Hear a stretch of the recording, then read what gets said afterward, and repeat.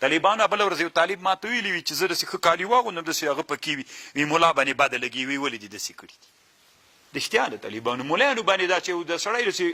داسې اکشن کې ګرځېږي هم دته خوند نه ورکوي که نه داسې ښه غاړه دې وي او دلته دې داسې ښه شیان پکې اچولي وي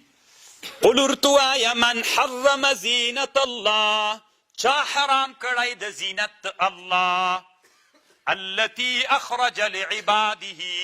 هغه چې الله راویستلی بندګانو ته هېچا هم نه دی حرام کړی حتی نه وریښم حرام دي یو طالبانو د فاسقانو سره تشبیه کول دا بیله مسله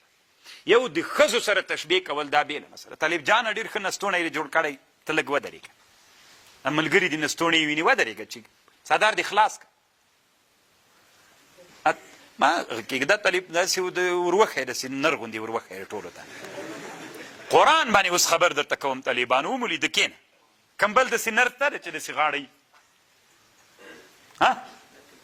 کومه ده کنداره د خو غاړه داسې نه ده د غاړه ځي او دا طالبان دا ویني طالبان کومه ده بل لږ ودرېږه طالب جان شرمېږه مه آفرین هغه خوندوره ده څادر دې لرې کړه دا طالبانو په دوی ښه نه لګېږي دې ته وایي چې کفر ده او اسلام ده او روا ده او ناروا ده هېڅ چې شیم نه ده طالبانو ورونو کښېنه اوس دلته طالبانو غوږ ورته ونیسئ یوارې به طالبانو یو څو خبرې درته وکړم ګورئ طالبانو ورونو هدایت څه ده هدایه د مونږ د احنافو له هدایې نه نیولې تر ټولو حنفي فقې پورې داسې لیکلي وایي نر دپاره ورېښم استعمالول په کالیو کې روا دي که ناروا ورېښم نر ته ورېښم استعمال ناروا ده که نه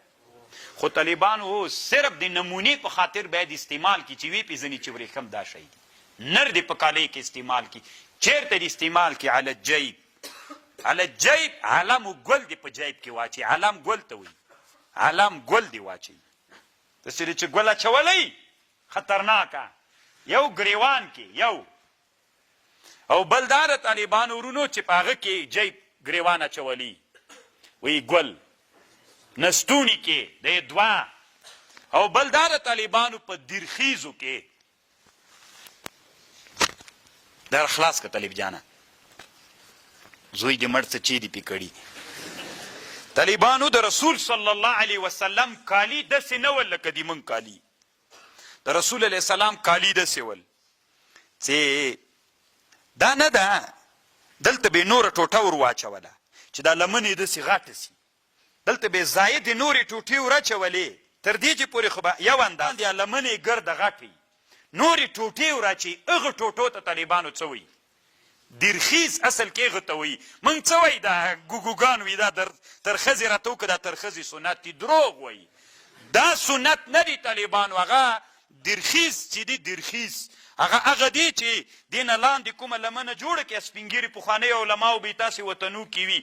پخواني هلمند کې پخواني قندهار کې پخواني بادغیس کې طالبانو سپین ږیرو غټ غټ کالي به ول نورې ټوټې به یې ور اچولې وې ټوټې اوس هم که تاسې فکر وکړئ د وردګو مجاهدینو کې او د څرخ ولایت مجاهدینو کې دا لمنې غټې غټې راوتلي دي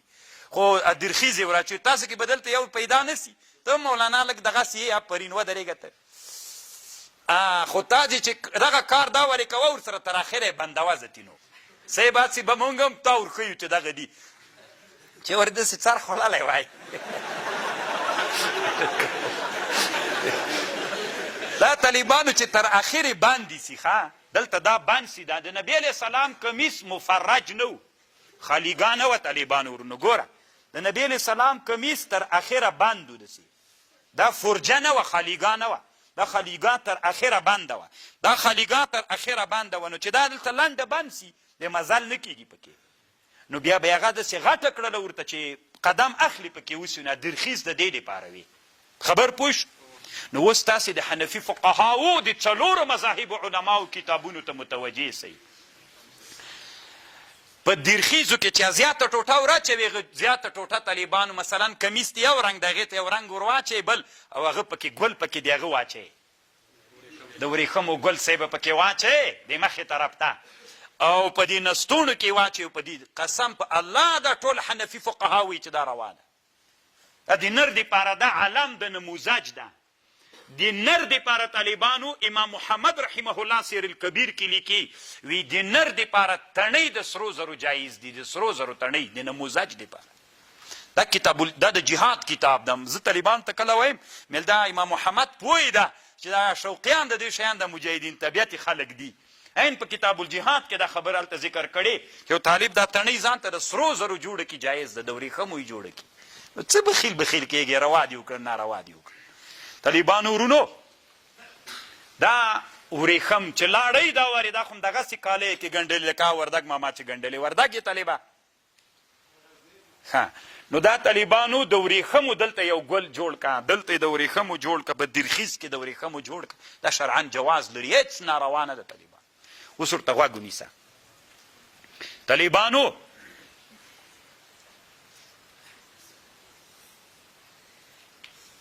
روى انه عليه السلام خرج، رسول علیه السلام یو ورځ راووت وعلیه رداء قیمته 1000 درهم. نبی علیه السلام څادر اغوستی و، څومره قیمتي و؟ 1000 روپۍ طالبانو قیمت درلوده. و ابو حنیفه رضی الله عنه یرتدی برداء قیمته 400 درهم. 400 درهم، 400 درهم طالبانو سپین زر دي، بیخي ډېرې غټې روپۍ کېږي، بیخي ډېره غټه روپۍ د طالبانو. وکان محمد، امام محمد کوي طالبانو یلبس الثياب النفیسه ویقول ویلی بی ان لی نساء وجوار فازین نفسی کی لا ینظرن الی غیری. ځان ورته ښایسته کوم چې بل څوک مې ونیسي. امام محمد ښه ځواني درلوده طالبانو، لکه ډېر ښایسته و،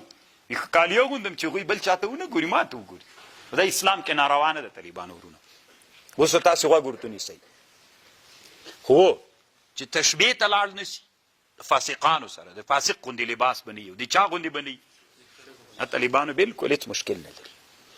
قل ورته وایه ګوره دا په ټول لباس کې چې که په څادر کې وي، لکه موږ تاسې د هلمند د جنوب ولایتونو د کندهار او دغه ولایتونو کې څادرونه څه خطرناک څادرونه وي.